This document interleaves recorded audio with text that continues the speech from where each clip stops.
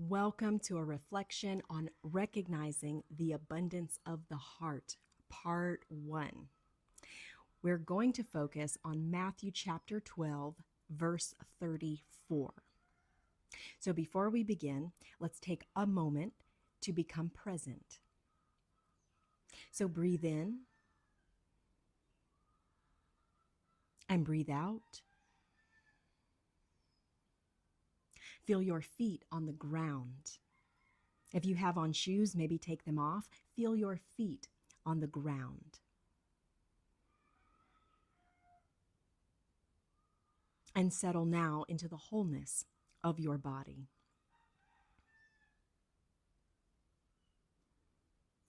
Since we are going to be using words attributed to Jesus, I'm going to ask that our hearts be open to the wholesome truth of Jesus, and that we receive the divine truth of God into our own heart. And can we breathe in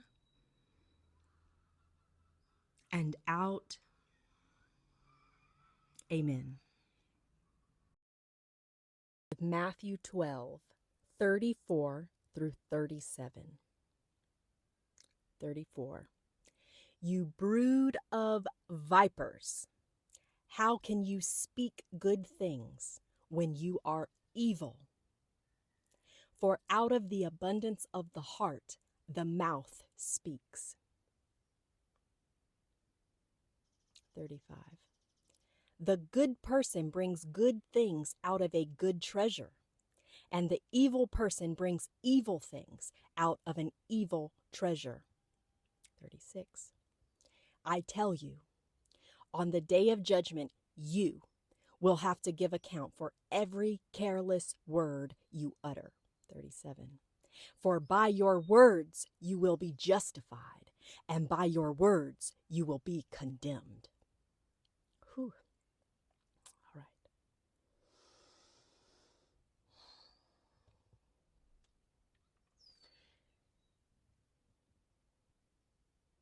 So we're going to focus on Matthew 12:34 today, where we're talking about out of the abundance of the heart, the mouth speaks. Okay? So what we speak about, how we speak, indicates what is abundant in our heart.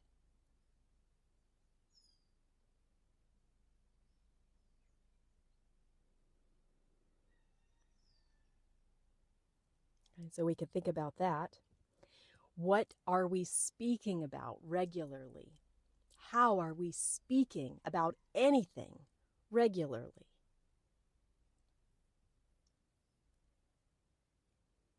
In our relationships, about our relationships. In our daily lives, about our daily lives.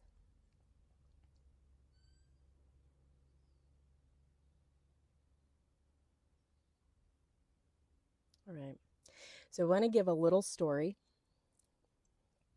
while we think about that, while we think about how are we speaking, what are we speaking about, right? The quality of our words. And when I was meditating on this message, I thought back to when I was a very young adult, very early 20s. I was married at the time. Had been married maybe 3-4 years, right? Had a baby, and we were a military family. We moved away from home. We lived in Washington for about 3 years, and then we moved over to Hawaii, okay? One of the things that really stood out to me about my time in Hawaii is when I first got there, the first year or two, I remember the only thing that I could talk about were negative things, complaining things. I would go on beautiful walks with friends, with new friends, and we would walk down. So So from my house, we could walk down to the beach. All right.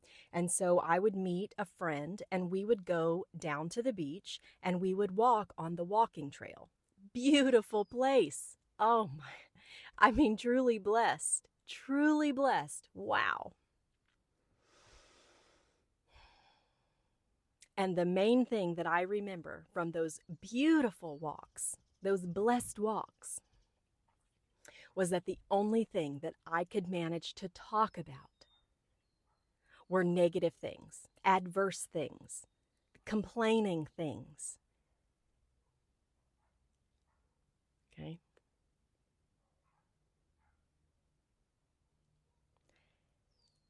I could not enjoy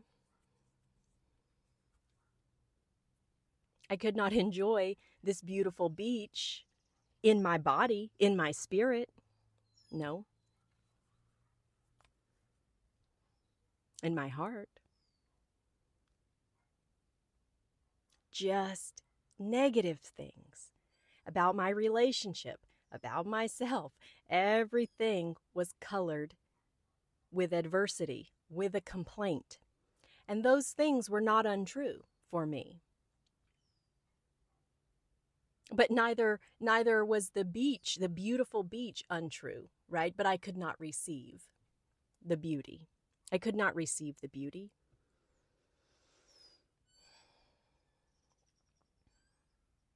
I could not receive the beauty. I could not receive the blessing of that beautiful environment at the time, because I was carrying something else in my heart. I was carrying something else. So the backstory for that is, and we all have a backstory. We all have a backstory. Many backstories, I'm sure. My backstory before I had gotten to Hawaii, all right? So let's say back up to Washington. Right before we came, we lived there for 3 years. We had a brand new baby, 5.5 months old. Okay. And we had moved about 3,000 miles away from my family of origin. Okay. So I did not have friends there. I did not have family there. I had myself, my infant, and my husband. Well, at the ripe young age that I was, and I didn't see clearly, I didn't know what to expect, anything. Okay. So in that very early part of the marriage, the only thing that I received from my husband was I could just see the back of his head. He would sit at the computer. He would play video games. He refused to participate in anything family. Okay. But we had a family. And I was a little bit younger than he was. Not by much, just a little bit. Anyway, but we had a family. And so he refused to participate. In fact, he would be irritated and resistant if he was asked to participate. Okay, it was pretty nasty, and I won't go into it. All right? But here I was in this new marriage, in this new family that I thought we were creating, right? And the only thing that I was receiving was rejection, abandonment, refusal. Okay. And I had no one else. I had no family of origin. I had no friends. I later made friends in college, sure. But I felt very much alone in that relationship, in that marriage, and it was not what I thought it was going to be. I thought, oh, we're gonna read children's stories together. We're gonna have this great family. It's gonna be wonderful. I'm sure plenty of people have these beautiful hopes for their new families. I'm sure of it. And that is not the way that it happened.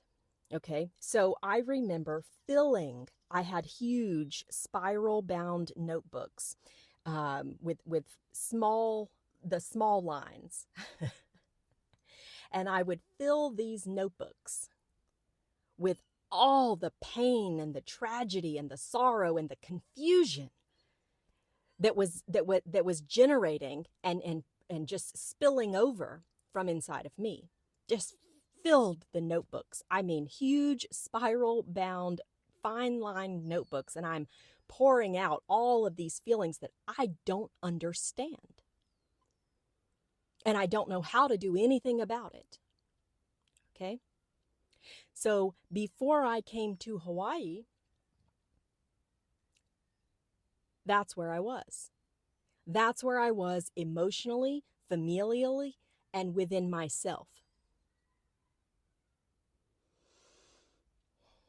Now, before I left Washington, I threw away those notebooks. I threw them away because I did not want, I had cracked them open before I threw them away, and wow,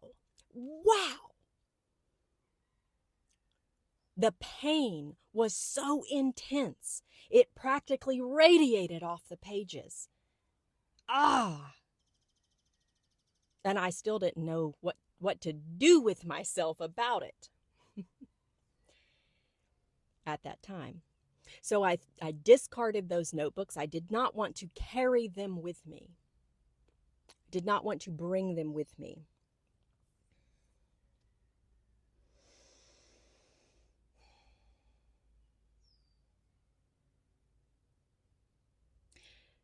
So then we moved to Hawaii.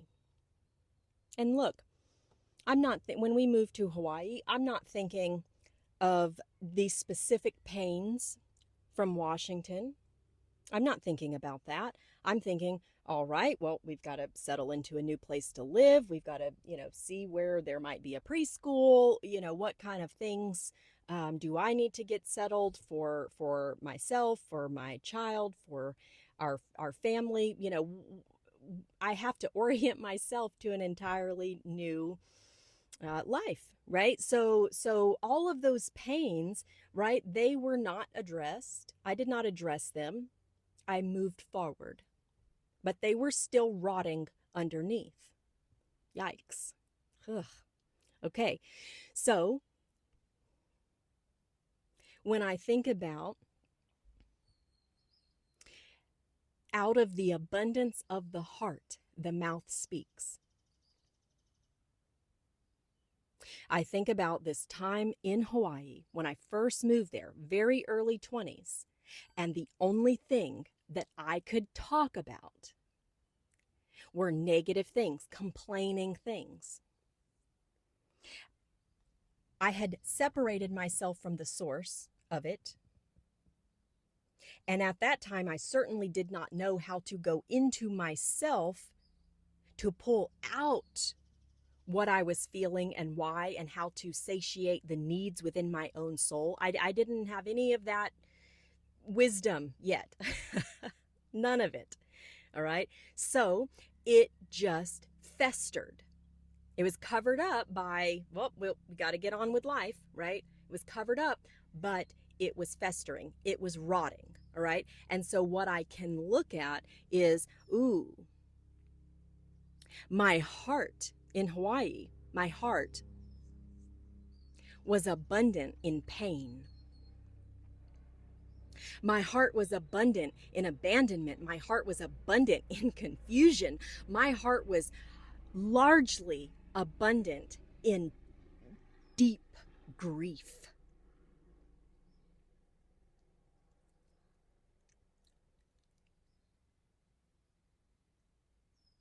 Deep grief.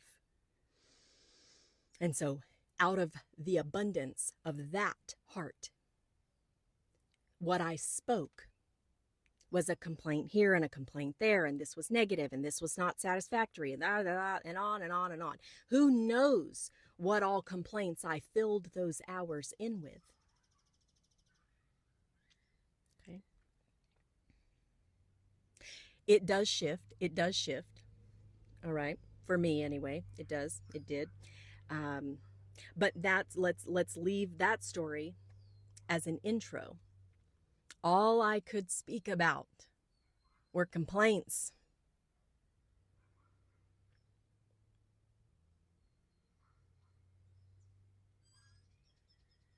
Because my heart was abundant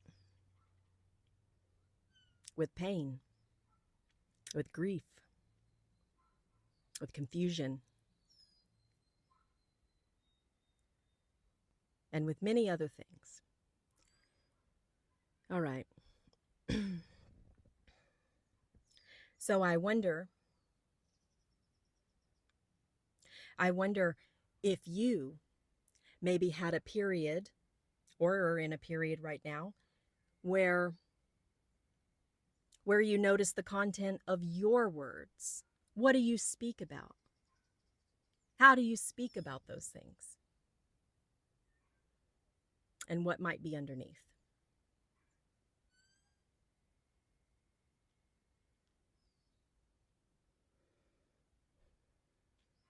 Okay.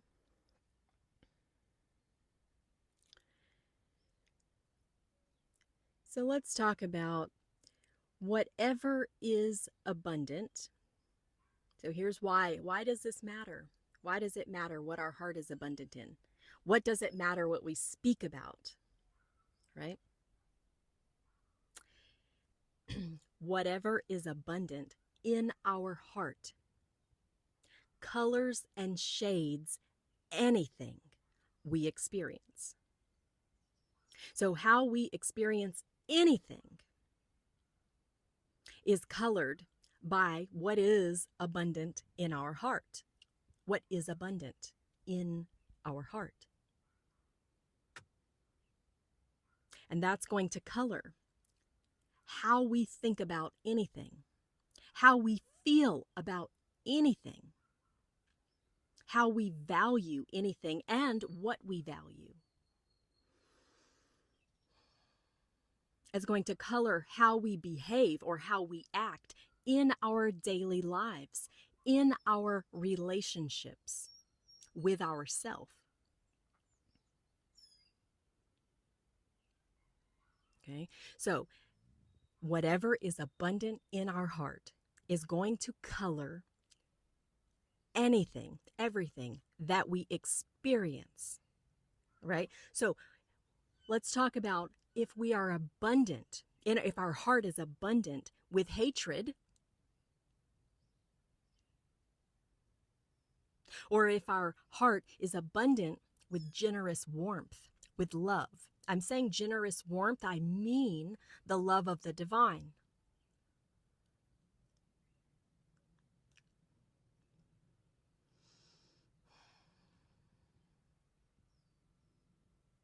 Right? So I'm going to give you an example. This example came to me. Actually, multiple examples for this conversation came to me, and some of them were easy. I want to say superficial in the sense of it being surface. And I thought, those are good, but I think that we could get more meaningful. And so this example came to me.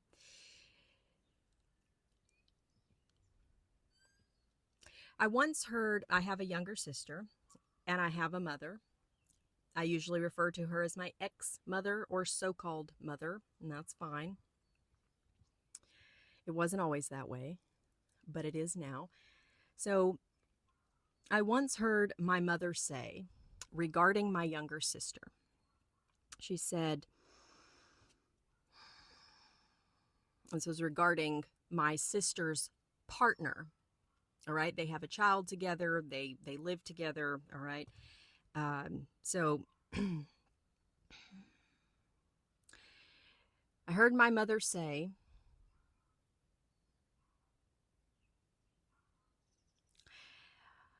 I hope he's beating her ass.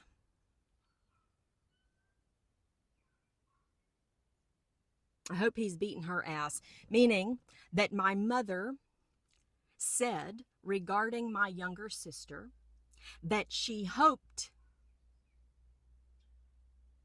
that my sister was being abused.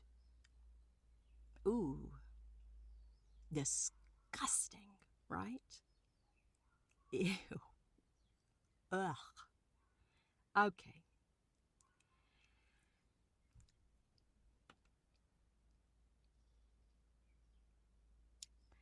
So let's think about that. And there are even nastier samples of things that she has said about her children, all right? And we'll leave those for another time or no time, all right? But in this example, in this sample,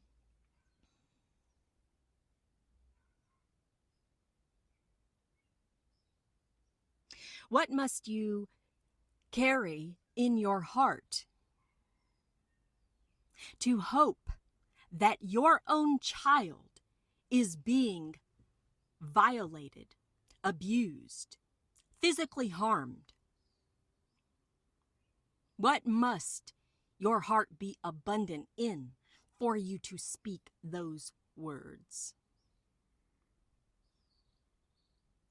I'm going to go out on a clear limb here and say it is not a heart abundant in generous warmth, in love, in fidelity.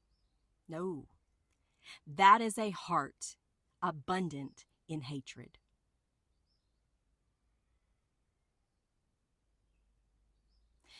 And I want to give a little bit of backstory.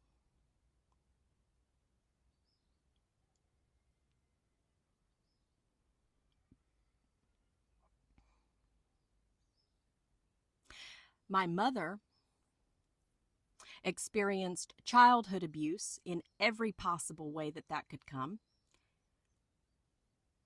being with both her father separately and her mother later separately, and experiencing abuse and neglect on both sides. Her first marriage, which was to my ex-father, was violently abusive, and they were married maybe 9 years. As I was growing up after the divorce, she consistently, and I remember myself in Hawaii, okay? She consistently talked about her hatred for my father. And she condemned her family's support and friendship with him. They did not help her in her poverty. They did not help her when she was being abused, but they remained friends and friendly with her abuser. All right, and she remained friendly with her family who supported her abuser, so there's also that. All right. So she never experienced justice for those things, and she did not heal. She did not heal. Her heart was fixated on the harms that she had experienced, much like my heart in Hawaii, in the very beginning of being in Hawaii, much like my heart was fixated on the grief, on the pain, on the abandonment, on the rejection, on the confusion, and it rotted into misery. Okay? We do not always know how to heal. This is what we're here to learn and practice. All right? So she did not heal. And she wasn't looking for healing. She was not, there's the thing. She was not looking for healing herself. She was looking outside of herself. And she was miserable about everybody else. And I understand that. Hello? I understand that.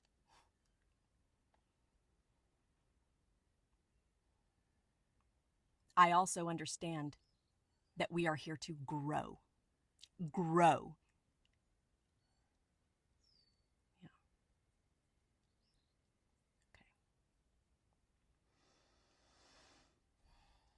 So then she had a second marriage. She had she had a fiance in between. She had boyfriends. She had a lot of I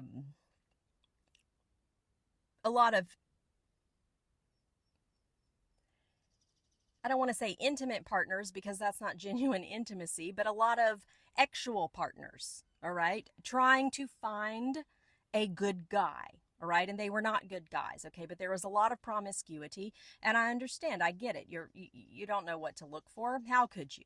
How could you? How could you know what to look for?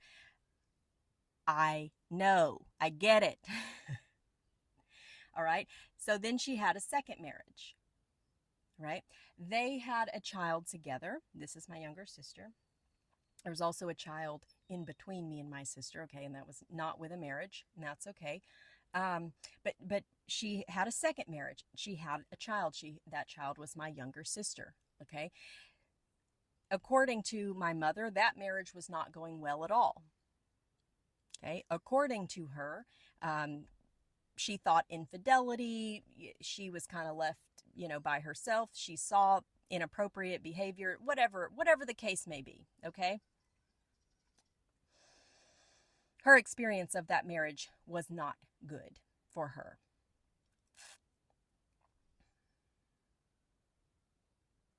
But then again, you come in with a heart abundant in what her heart was abundant with.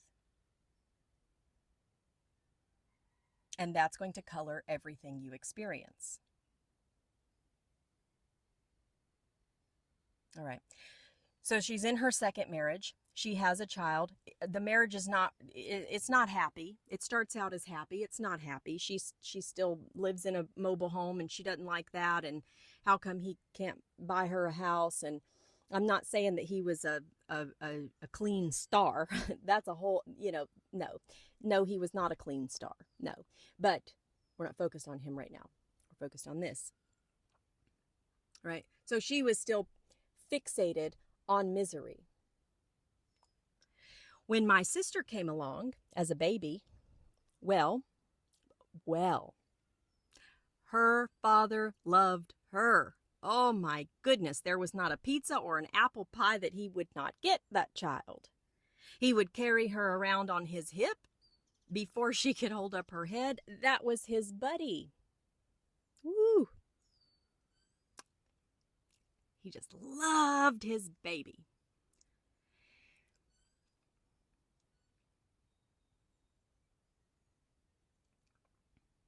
I'm going to tell you, the resentment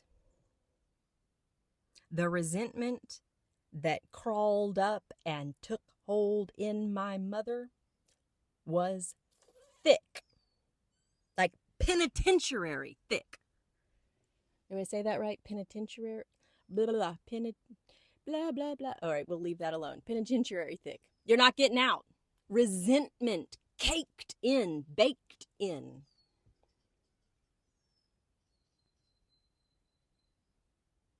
Ooh, he loved his baby. Anything for his baby. But she was miserable. She didn't feel loved. No. Her heart was not abundant in love.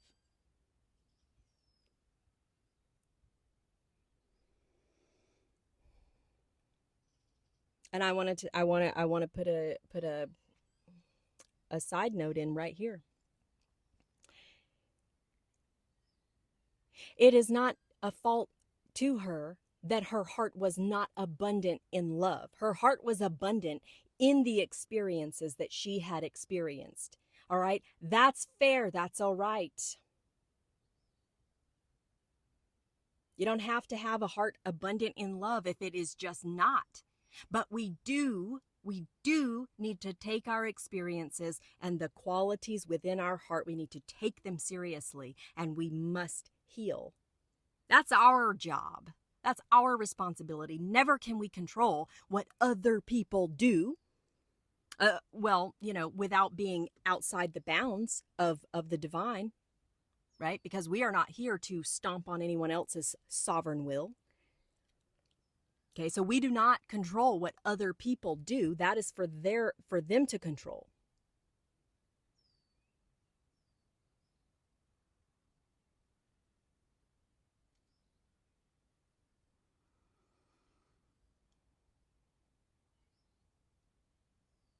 We are not responsible for what other people have done to us during our childhood, during our early years, but we are responsible for the conditions within ourself.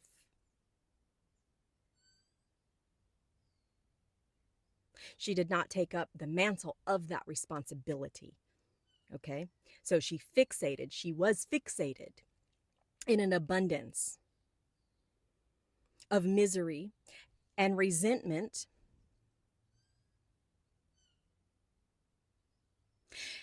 And that resentment showed up, that resentment against my sister. This is her child too, by the way. That resentment showed up against my sister, and she was a nasty mother to her. Nasty. She was a different mother to me whenever I was very young. Not great, not perfect, but very different. She was a rotten mother to my sister. Real rotten. All right. So, during my sister's adolescence, she had a boyfriend. This is her partner, right? Okay, but enter the boyfriend. She had a boyfriend, and they wound up having a baby together. All right. Now, that was a threat to my mother. That was a threat. Because once they had that baby, my sister was going to be basically an adult, and my mother was going to stop getting child support payments. Uh-oh.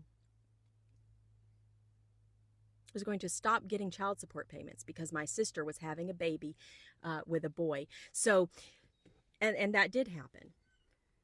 She did have her baby, and she did enter into a family of her own.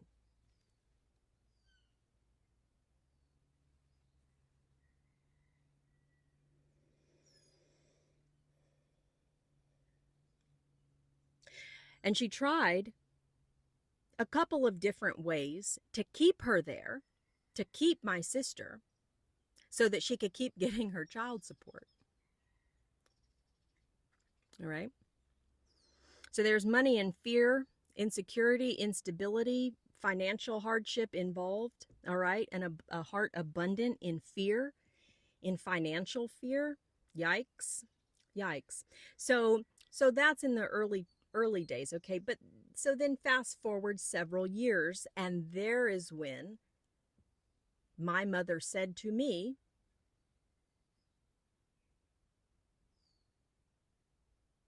I hope she's getting her ass beat. Ew! I can't even say that without ew.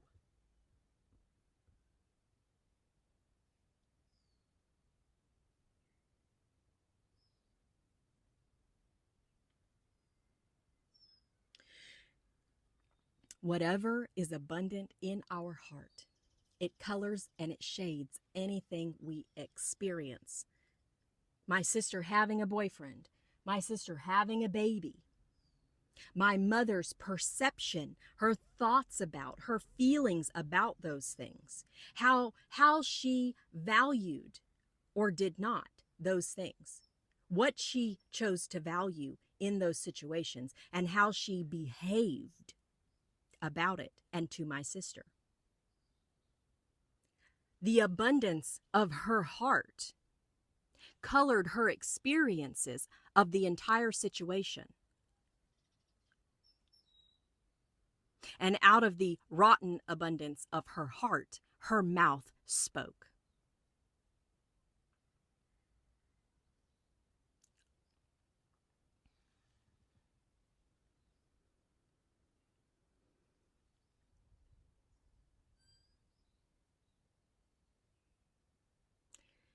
Now I want to move down into my second point. And I want to look at, what are we feeding? What are we feeding?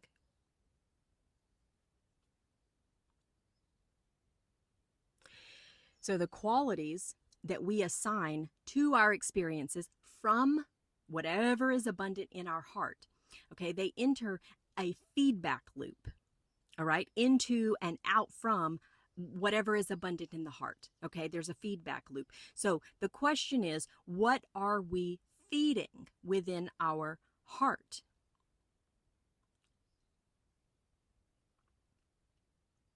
Whatever we're feeding, that's going to be evidence for our bias, for the bias of our heart. And it's going to reinforce whatever is looping through our heart. It's going to reinforce it like train tracks. So one of the things that I thought about when thinking about, what are we feeding? What are we feeding? When my mother was hopeful with glee that my sister was being harmed by her partner, what was she feeding? So here's a good question. What makes your heart glad? Is it malice? Is it warmth and love? What makes your heart glad? Ooh, that's exciting. That someone would be harmed? That's malice. That's hatred. That's disgusting. That is abomination.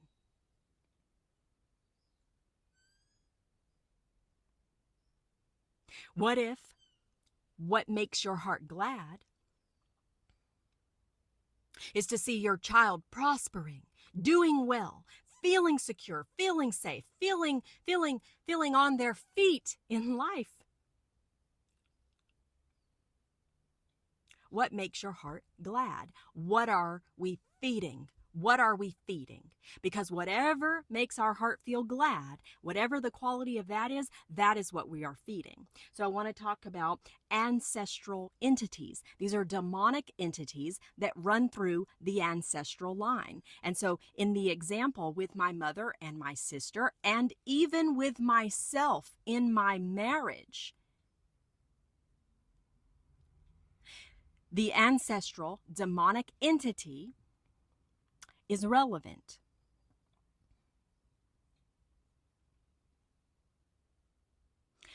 So if my mother was abused in her childhood and in her first marriage, and she didn't have a great second marriage,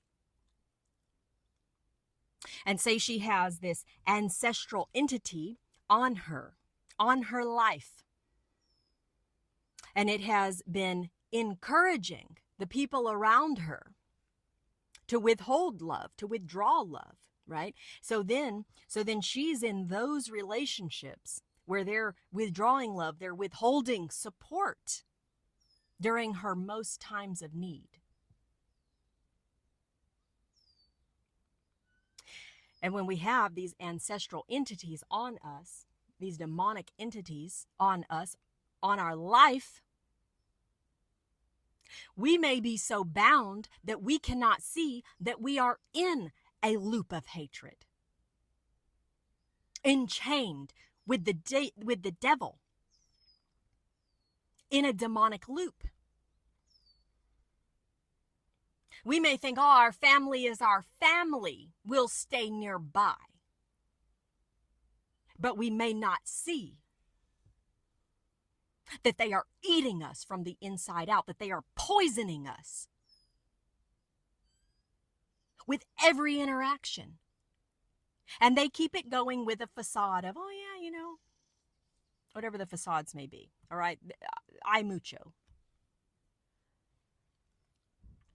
So we might miss it. We might miss that we're in a demonic loop, that we're in demonic bondage.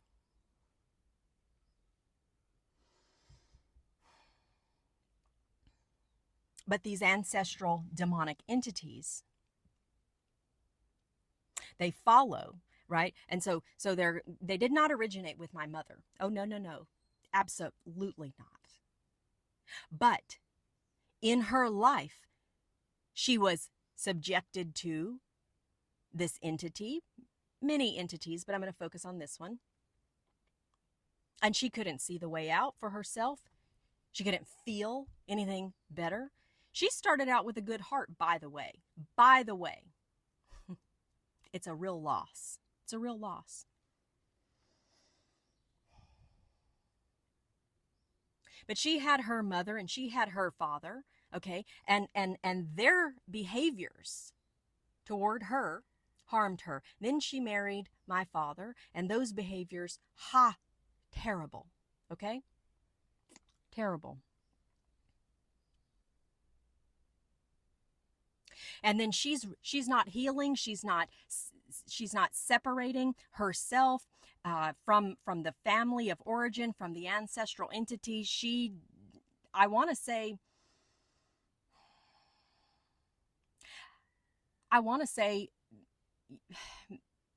maybe she was so bound that she could not find her way to the divine. She could not find her heart's pathway to God. Even though she had religion in mind, religion, not personal experience. Okay? Her religion was used to bind her, not in truth. All right? So she had these experiences. That is what she fixated on inside herself. In every way, it colored everything that she experienced, all of her relationships. Ew. And so she passed that on to my sister with that heart, with the abundance of a hateful heart. She became the attacker to my sister. And we saw the abundance of her heart was hatred. Even malice, wanting harm, would have found glee in harm being done to her own baby. Wow. The demonic has no limits, so we better. Okay? We better. Yeah. All right.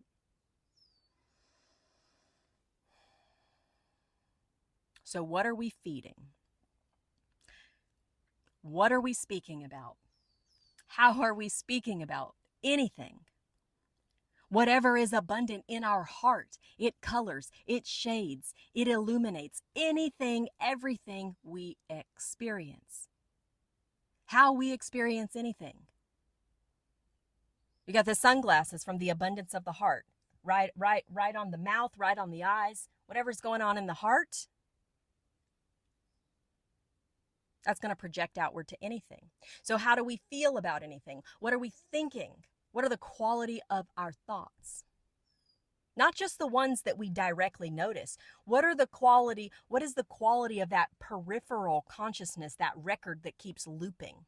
Is it fear? Is it hatred? Is it hope? Is it faith? What is it? There's a loop. There's a record that plays on loop. It's in the peripheral consciousness, not the subconscious and not the direct conscious awareness, but the peripheral.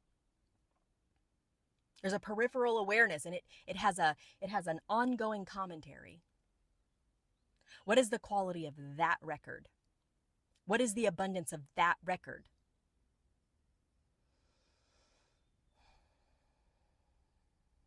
Okay. And then, what are we feeding? What are we feeding?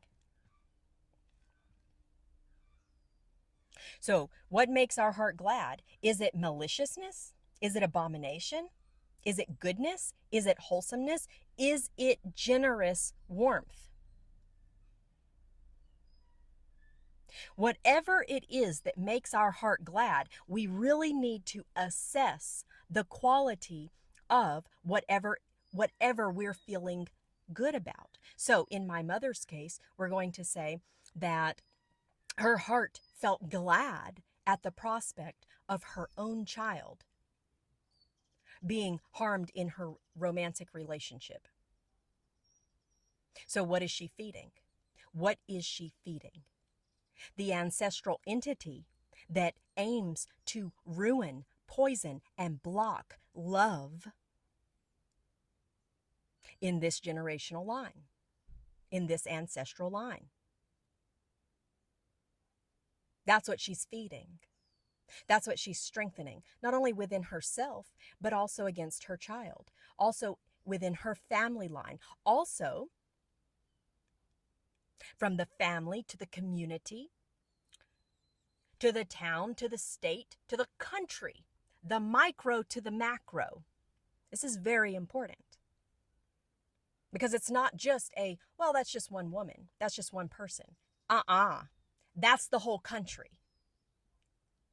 That's the whole world or the whole earth, right?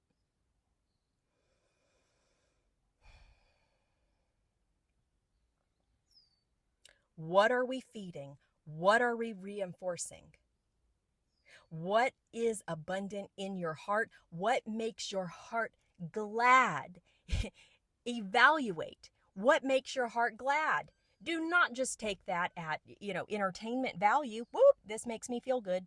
No, back up the train, honey. What is it that is making you feel good? And can we look into that? Can we look into that? Okay. All right.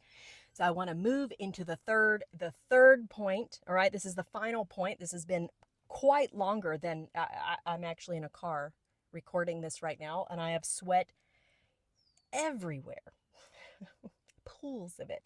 All right. But I see time-wise, this is already very long. All right. I meant to be a little more done by now, but we're not. So here we go. Our third point, self-awareness. This is what I want us to do with this information. I want us to notice the content of what we speak about. No justifications. Just call it what it is. All right. Back up in Hawaii, it's like, oh, I see the reasons. Oh, I was in this bad relate. Okay, I hear that, but never mind that. What is the content of what we speak about? What is the quality of that content? That's all we need to know, at least right now. This is just a self-inquiry, just an awareness. Okay, so from the self-awareness, just noticing the content of what we speak about. How are we speaking about things? How are we thinking about things? If a stray cat comes and she's pregnant, are we receiving her to feed her, or are we saying, burden, get out of here, don't have your kittens here? All right? What is the content of our mind? What qualities are coming out of our mouth? Just notice. Notice this. Take a day. Take 3 days. Just a little amount of time. Heck, take 8 hours. And just notice the content about what are we talking about and what is the quality of that content. And look, if it's terrible content, if it's bad quality, you will have justifications. No, it's not bad. No, it's good because, or no, it's right because. You will have all those. We're going to have to see past those. All right? This is what I have found. There is always false justification for malice, for rot. Okay, for staying in demonic loops. We are never short in supply of reasons and justifications. And it doesn't mean that we haven't been through things. Sure, we have. But we just want to push past those just enough to get the self-awareness. What are we talking about? What are we speaking about? How are we speaking about those things, situations, and people?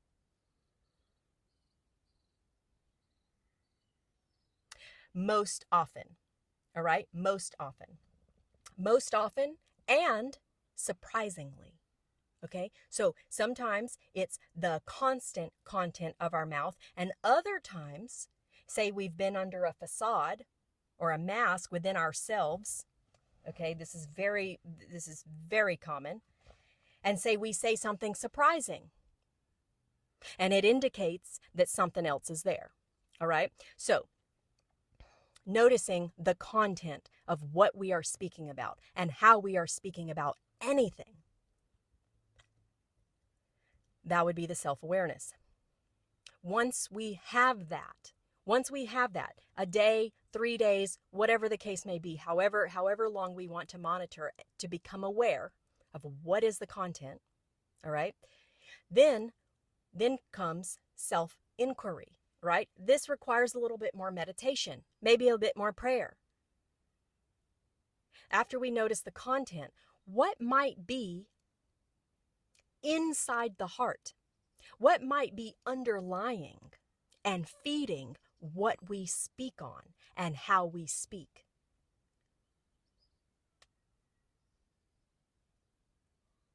What's in there? If we're speaking on beautiful things, on divine things, on godly things, then what is within the heart? What is feeding that speech? If we're speaking on maliciousness or nastiness or other people or the things of the past or faults within ourselves or our lives, if that's all we can, and not for problem solving, that's different. Let's apply prudence, please. Okay, but if we're just on a loop of adversity, what has fed that?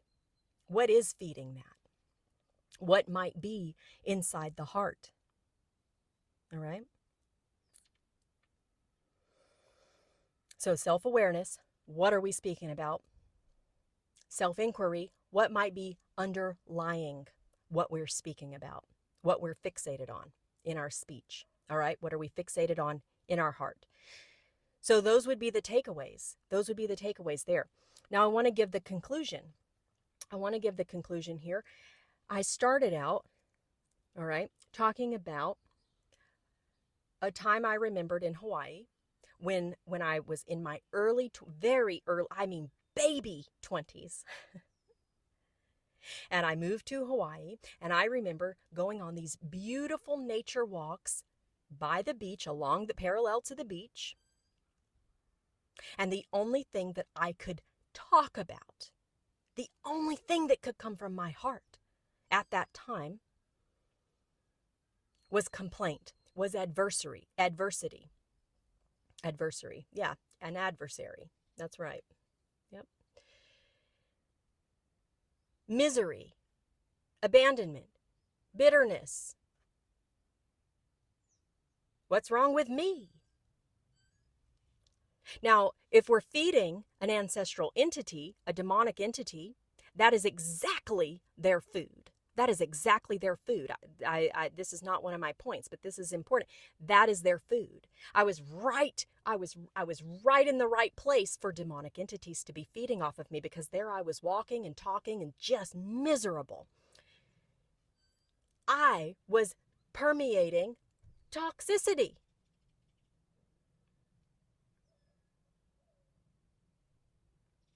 Okay. But that kind of thing, it can change.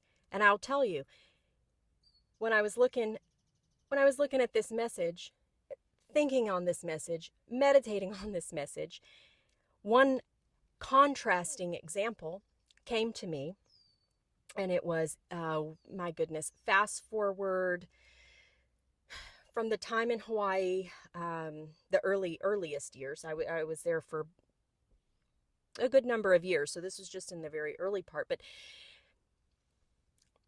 10, 12 years forward, okay, roughly.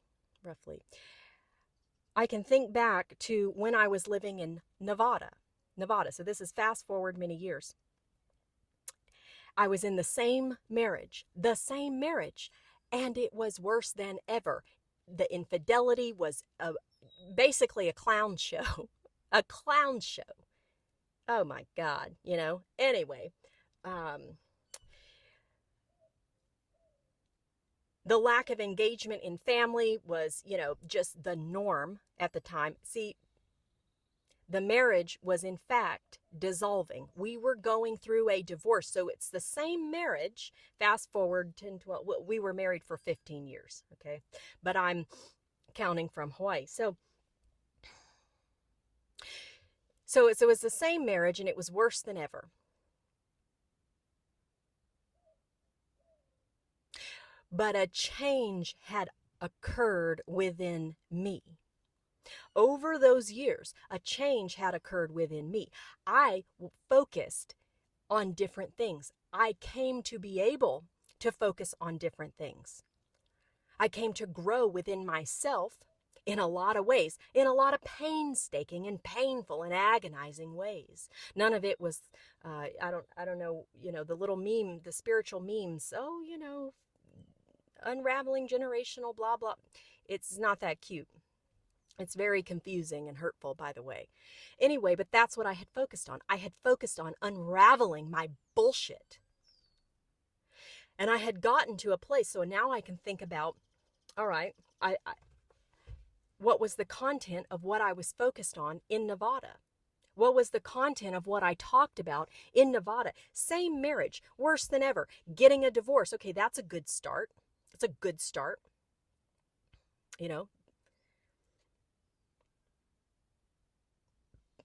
But in that time, what I was focused on, so here's my contrast to Hawaii, I was focused on yoga for myself, opening my heart, clarifying my own heart, and teaching yoga and helping other people, not necessarily with their hearts directly, but through their bodies, and building these relationships, lovely relationships. Okay. I had sensitized, I had been on a very, very long journey. I had somewhere along the way sensitized myself to my own feelings, to my own needs. I had cultivated conscious awareness of some of these things. We are still cultivating, all right? We are not all the way yet, right? We are always still cultivating. That's my belief anyway. But the content of what I was focused on, what I would speak about, I was speaking on healing. Well, he wasn't interested in doing any healing, okay? Not at all. That was a me thing. That's okay. That's all right. I think that's pretty common. But the content of my heart had changed. I couldn't focus just on adversity anymore. No way. Because my heart was open to the divine. I was experiencing the beauty of sisterhood in the yoga studio that I was teaching in the beauty of the nature, in the beauty within myself. My food was delicious, more so than ever. I did not have it all worked out. I did not have it all worked out. I was not all completely clean and clear, but a lot had changed. A lot had changed within me. So we can go from, when we're in unawareness, we can go from, say, we're abundant with adversity in the heart, and we're speaking about mostly negative things, okay? Or whenever I say negative things, let's also include we call it the ego. I'm going to call it the wounded psyche. And you know how the wounded psyche can sit around and boast wonderful things about itself or something else, okay? That too is adversity, because that is away from your true self. That is to cover up a pain, not heal it. All right? That takes us further away from our soul and further away from the divine, and it binds us deeper into ignorance and satanic bondage. So I don't mean when I'm talking about adverse speech, sometimes you might think it sounds wonderful. That doesn't mean that it is. Where is it coming from? Where is it coming from? All right. So the content, the abundance of our heart, it can change with our attention, with our awareness, with our effort, with our devotion, with our devotion. I'm so in love with the word devotion because it means a commitment, a continuing commitment.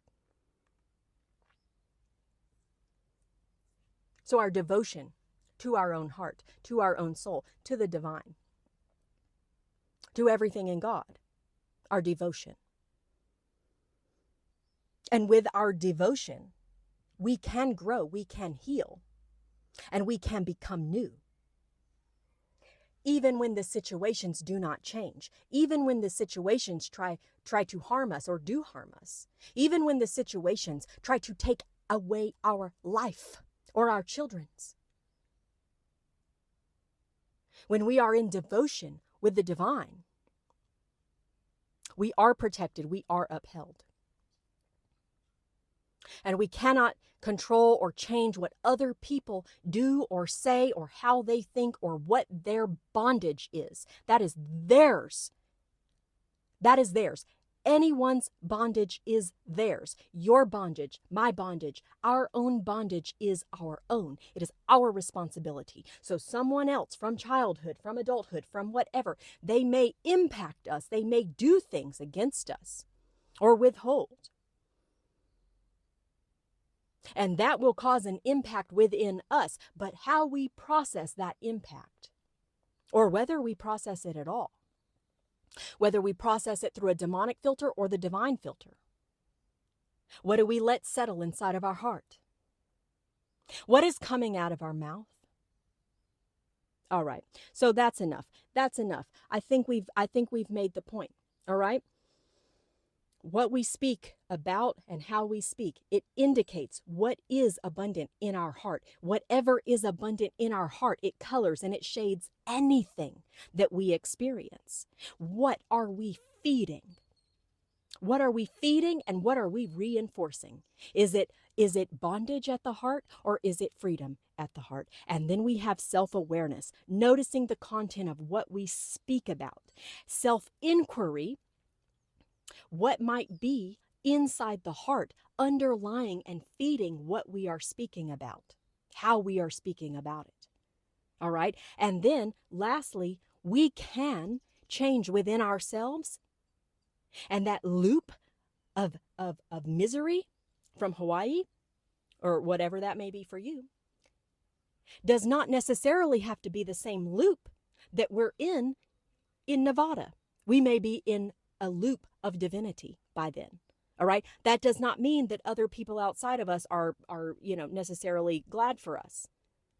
A lot of times if we come up in demonic systems, it's the opposite. It's the opposite. All right. But the content within our own heart, it can be changed. So think, what am I speaking about? And then think, and then feel, what is abundant inside my heart that is feeding that? Amen. Heart, part 1. I hope you enjoyed today's reflection. I certainly did. As a critical afternote and for expanded clarification, when I spoke about the regard for others' sovereignty, that we do not control other people, okay? We do not control others' free will choices. That piece is but a piece of a whole, all right? And it must be applied with prudence, okay? So this is not the case. That's not going to be the case. We're not hands off, right? Or we're not hearts off or minds off when it comes to someone using their free will choices to harm other beings. All right, so that's very important clarification. All right, so what I have to follow up with today's reflection is a free self-inquiry PDF workbook. This is available for free for members of Sanctuary of Ambrosia PMA. All right. The workbook holds space for a reflection and inquiry based on today's message. All right. So if you are a member of Sanctuary of Ambrosia, PMA, you can email me or you can contact me on Slack and you can get your copy of the PDF. All right. Where you can print it off at home or take it to a print shop and print it off. It's a little over 20 pages. All right. If you would like to become a member of the Sanctuary of Ambrosia, PMA, you can send me an email at sanctuaryofambrosia@gmail.com to learn more. All right, thank you.